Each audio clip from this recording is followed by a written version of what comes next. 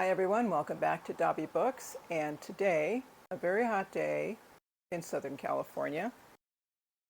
Too hot to go out and run errands. The cats are all in the house. Even my hair is just not very happy about it all. But today's a good day to do indoor projects. So what I did is I'm collecting the books. I've collected the books that I got at the library sale over the weekend. And I'm going to share those with you. And I'm going to tell you about the tale of Genji, something that I'm doing with that. So first, let's get through. There were just 3 books I got at the library this weekend. I didn't have a lot of time. So what I did find was really neat. So here we go. The first book I found was called The Long Walk, The True Story of a Trek to Freedom. And this is about prisoners who have escaped from a Russian prison. Let me read it. In 1941, the author and a small group of fellow prisoners escaped a Soviet labor camp. Their march out of Siberia, through China, the Gobi Desert, Tibet, and over the Himalayas to British India is a remarkable statement about man's desire to be free. With a new afterword by the author and the author's foreword to the Polish edition, this new edition of The Long Walk is destined to outrank its classic status. The title itself kind of reminds me of Nelson Mandela's book called Long Walk to Freedom. It's along the same vein. I wonder if, and I haven't read Nelson Mandela's memoir yet, but I'm wondering if he didn't adopt the title of his book from here. It's that same theme, so this is going to be a great read. Now, the next 2 things I found are part of a series. And you know, like when you are going to get some Norton anthologies or whatever, secondhand, you can't always get the same editions in the series. Sometimes it's a mix and a match.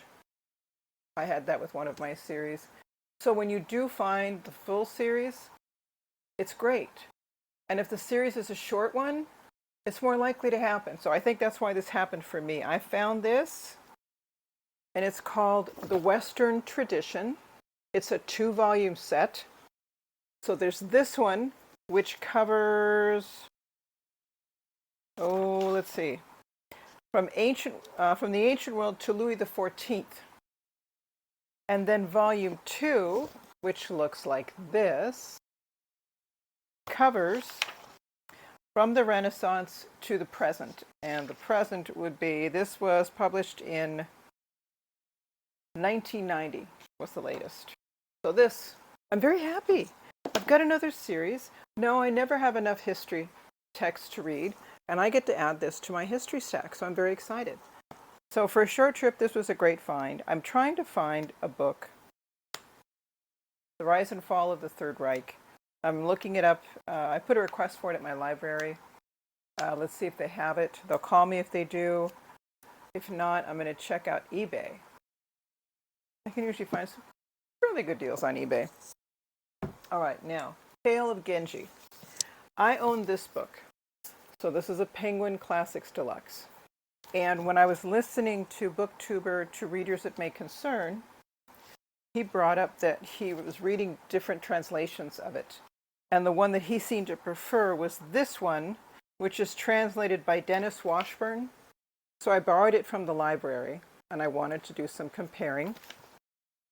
The one from Penguin is translated by Royall Tyler. So I'm going to read Tyler's translation first, an excerpt of it for you, and then after that, I'll read the same excerpt from Washburn's translation. So here we go. First, the Penguin Classics Deluxe one, translated by Royall Tyler. And here we go. On the last day of the month, Genji had his young lady doff her mourning. Now, he said, for your mother's 3 months will do. But she had grown up without any other parent, and after that she wore not bright, showy colors, but dress gowns of unfigured scarlet, purple, or golden yellow. And very smart she looked in them too. Genji came around on his way to the morning salutation. "You are looking ever so grown up this morning," he said, with the most winning smile. She was already busy setting up her dolls, laying out her collection of accessories on a pair of 3-foot cabinets, and filling the room with an assemblage of little houses that Genji had made her. "Inuki broke this chasing out devils, and I am mending it," she announced solemnly. "How careless of her. I shall have it repaired for you straight away. We are not supposed to say anything sad today, so you must not cry."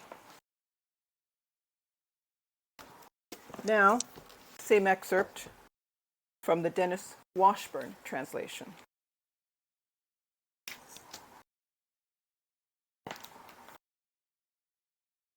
Murasaki was told that 3 months was an appropriately long period to wear robes of mourning for her grandmother, and so she put them away at the end of the 12th month, just in time for the new year. Having known no parent other than her grandmother, she was influenced by the old nun's taste and continued to wear modest robes of plain crimson, purple, or yellow. In spite of these preferences, she was lovely. Indeed, it could even be said that she was rather chic. On the morning of the first day of the new year, Genji peeked in on Murasaki's quarters on his way to court to attend the ceremony offering congratulations to the emperor. "Your change of attire makes you look more grown up than usual," he laughed, exuding a dazzlingly gentle and affectionate appeal. Before he knew it, Murasaki was absorbed in arranging her Hina court dolls, setting out various accessories on a series of 3-foot-long shelves, and spreading the little doll houses that had been made for her all around the room until it was overflowing with her playthings. "That Inuki," Murasaki grumbled.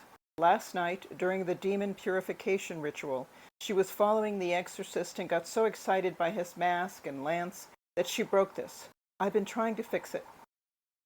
Clearly, she regarded this as a major crisis. "She really is inconsiderate, isn't she?" Genji responded. "I'll have it repaired for you.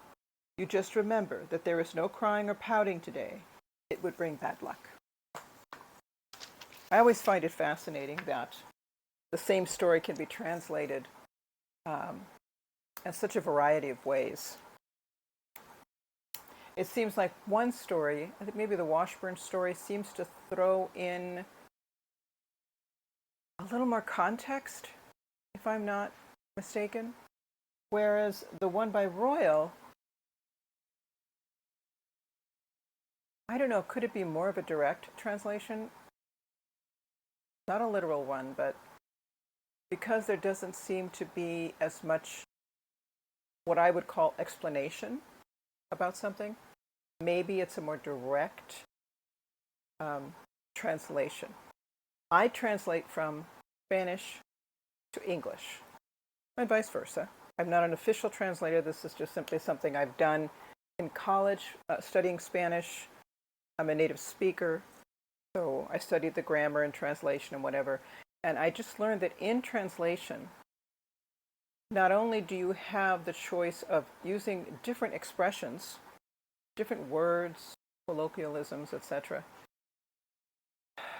but with each translator having their own style, it seems like you have to also consider, this is true, you have to consider your audience. Because if you are translating something, let's say from a Latin American author, for Americans or Canadians, or let's say someone living in the UK, there are going to be some things lost in meaning because there's no content, no context. They don't understand what this means, what the significance of something is. So the author's job is to skillfully pull in a little more explanation, a little more context, maybe making that sentence a little bit longer, maybe making that one scene a little more, needing more words in order to fill in that picture. So that's what I'm seeing is happening with the Washburn translation. It seems to be offering a little bit more for the reader. So I can understand why BookTuber readers it may concern probably prefers translation. Who knows? I may also, but I'm going to read the one that I have first. But, you know, now I'm tempted to take a look at the other one a little more closely. Let me see if I can find it secondhand. We'll see. But that's it, everybody. Try to stay cool during the weather. Draw those shades in the morning before it gets too hot. Stay hydrated, and thanks for spending some time with me. Bye-bye.